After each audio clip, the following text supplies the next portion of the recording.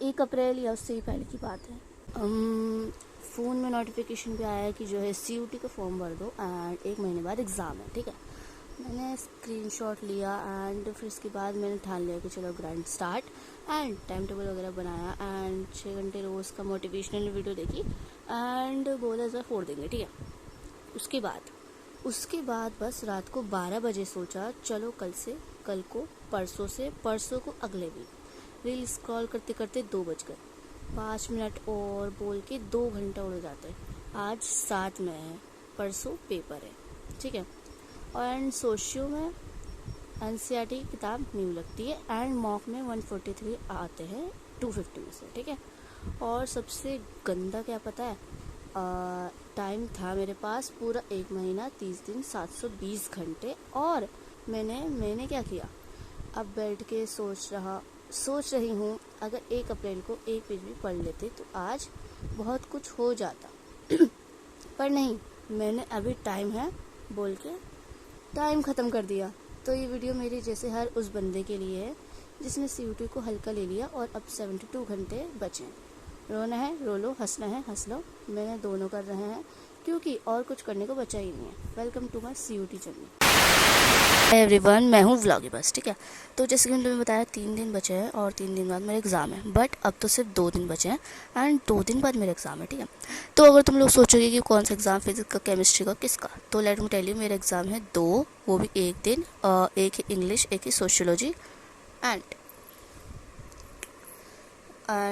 Like उसकी timing है 3 to 5 and the thing इसकी लाइक समझ लो मेरा घर है इधर, मतलब दिल्ली में ही दिया है मेरा सेंटर, बट मेरा घर है इधर और मुझे पहुंचा दिया इधर से भी बहुत हो गया उधर से भी बहुत हो गया उधर।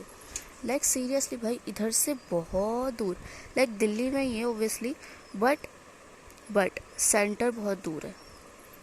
ठीक है, मैंने सर्च करा था तो बता रहा था 1-2 घंटा लगेगा पहुंचने में, 1 घंटा लगेगा पहुंचने में अभी वाले एग्ज़ाम में। बट जो दूसरा वाला एग्ज़ाम है ना मेरा, फिजिक्स केमिस्ट्री बायो वाला, उसमें तो भाई 2 घंटे लगेंगे भाई, और उसमें मेट्रो वेट्रो कुछ नहीं जाती, मतलब देख रहे हो भाई। अब मुझे नहीं पता कैसे क्या होगा, बस मैं कोशिश करूँगी करने की। और सबसे पहले तो भाई देखो, मैंने इंग्लिश को थोड़ा सा टच भी कर लिया है, लेकिन जो है मतलब मैंने इंग्लिश को थोड़ा सा पढ़ा भी है, बट सोशियो को मैंने स्टार्ट भी नहीं करा। मेरी तो अब यही एडवाइस रहेगी कि जो मैंने इंग्लिश का पढ़ लिया है मैं बस वही रिवाइज़ कर लूँगी एंड सोशियो का कर लूँगी। जो मेरे थे ना लाइक बोर्ड्स टाइम पे जिन टीचर से मैंने पढ़ा था उनके नोट्स अब भी है मेरे पास, तो उन्हीं से कर लूँगी सोशियोलॉजी का।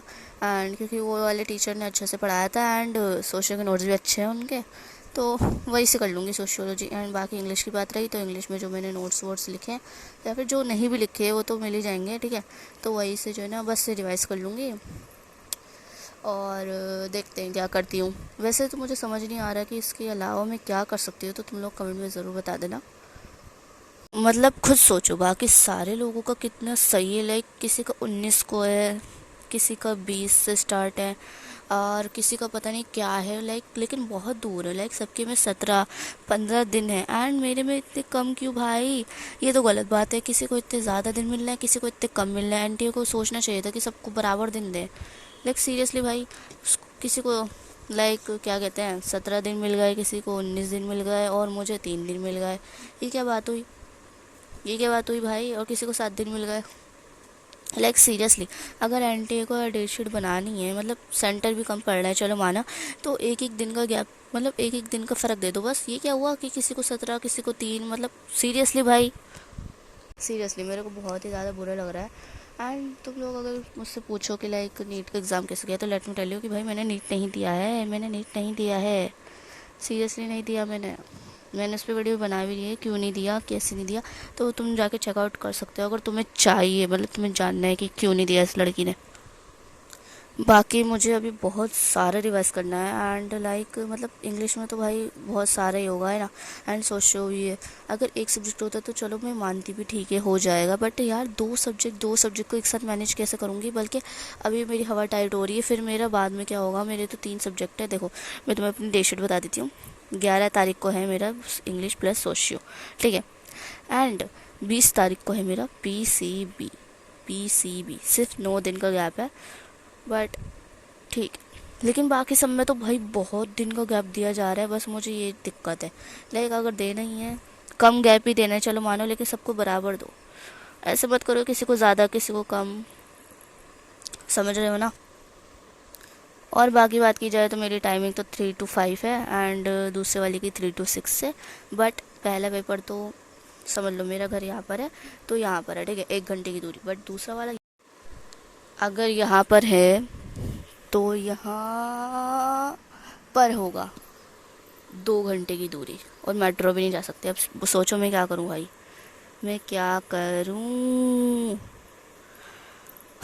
3 बजे से पहले निकलना पड़ेगा। एक तो मुझे ये बहुत बुरा लगता है जहाँ पे पहुँचना है उसके लिए इतनी जल्दी निकलना। लाइक मुझे लगता है कि भाई 5-10 मिनट में काम हो जाए, या फिर 15 मिनट चलो माना, ठीक है, लेकिन इतनी जल्दी ना निकलना पड़े।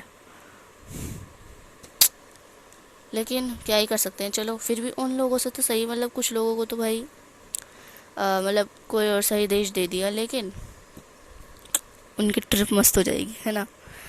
लेकिन मैं उसी शहर में रह के दूर जाऊँ, ये क्या बात है भाई, मतलब उसी शहर में रह के दूर जाऊँ। और सीबीएसई की रिज़ल्ट की डेट भी 11 में to 17 में है। अगर भाई इन्होंने मेरे एग्ज़ाम डे वाले दिन ही डाल दिया ना रिज़ल्ट, रिज़ल्ट डाल दिया भाई सीरियसली, लाइक मेरे को लग रहा है मेरे रिज़ल्ट सॉरी मेरे एग्ज़ाम डे वाले ही दिन आएगा ये result. But I don't want that thing. Like जब मैं शांति से बैठी हुई हूँ अपने घर पे, फिर इसके बाद नोटिफिकेशन आया ए रिज़ल्ट आ गया। ऐसा नहीं कि मैं गई हुई हूँ फिर मुझे आके पता चला है रिज़ल्ट आ गया, मैं भागू भागू भागू भागू, ऐसा नहीं। मैं शांति से घर में बैठी हुई हूँ एंड फिर रिज़ल्ट आ गया, फिर मैं क्लिक करूँ फिर देखूँ, ऐसा, ठीक है। अब मुझे नहीं चाहिए भाई ऐसा, लेकिन जो मैं नहीं चाहती वही हो जाता है, ठीक। एंड बाकी कुल भी उम्मीद मत रखना, ठीक है, क्योंकि मुझसे उम्मीद नहीं। At the end of the day बस मैं ये कह सकती हूँ जैसा भी हो, मतलब जैसा भी तो नहीं हो, बट चला जाए, ये वाला एग्ज़ाम चला जाए, फिर उसके बाद दूसरा एग्ज़ाम चला जाए। और हाँ, आई थिंक 12th के बाद वाले जो मज़े थे वो शायद एनटीए जो है उन लोगों को दिलाना चाहता है जिनका सेंटर बहुत दूर पड़ा है। बट ऑब्वियसली वो मज़े नहीं है भाई, हम एग्ज़ाम देने ही जाएंगे। जैसे हम बोर्ड्स के टाइम एक्साइटेड थे ना कि जल्दी से एग्ज़ाम ख़त्म हो, फिर मैं वो करूँगी मैं दोबारा से वही सोच रही हूँ। ओके बाय, मिलते हैं नेक्स्ट वीडियो।